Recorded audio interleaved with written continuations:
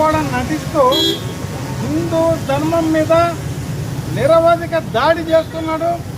స్వతహాగా హిందూ కాని వ్యక్తి హిందూ మతాన్ని అగౌరవపరిచే విధంగా 2 సంవత్సరాలకు ప్రయత్నిస్తున్నాడు. అదేవిధంగా చేస్తూ ఉన్నాడు. నిన్నటి రోజున కేరళలో ఒక సాంస్కృతిక కార్యక్రమంలో పాల్గొని ఈ ప్రపంచంలోని హిందువులందరికీ కూడా భారతదేశంలో త్రేతాయుగంలో జన్మించినటువంటి శ్రీరామచంద్రుడు ఆదర్శమూర్తి, ఆయన అడుగుజాడల్లో నడవాలని చెప్పి ప్రజలందరూ కూడా భావిస్తారు. శ్రీరామచంద్ర ప్రభువుని సాక్షాత్ భగవంతుడిగా హిందువుల హృదయాలలో పూజింపబడుతూ ఉంటారు.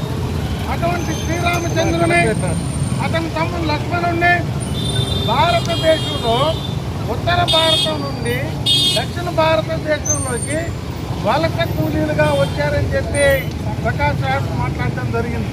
అంతేకాకుండా ఈ అవిభాజ్య భారతదేశంలో ఈ రామరాజ్యం నెలకొన్న ఈ ప్రాంతంలో దక్షిణ భారతదేశాన్ని రావణాసురుడు అన్న గిరిజన రాజు పాలిస్తూ ఉన్నాడు.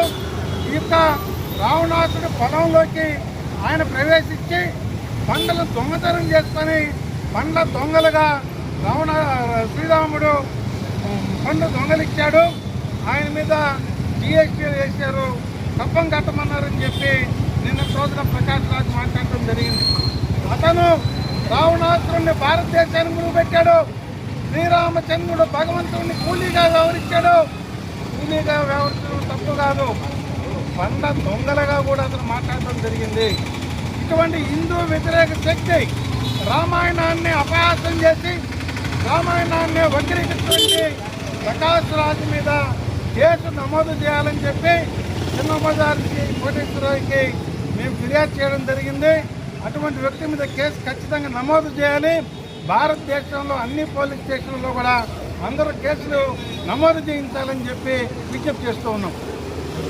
జై శ్రీరామ్.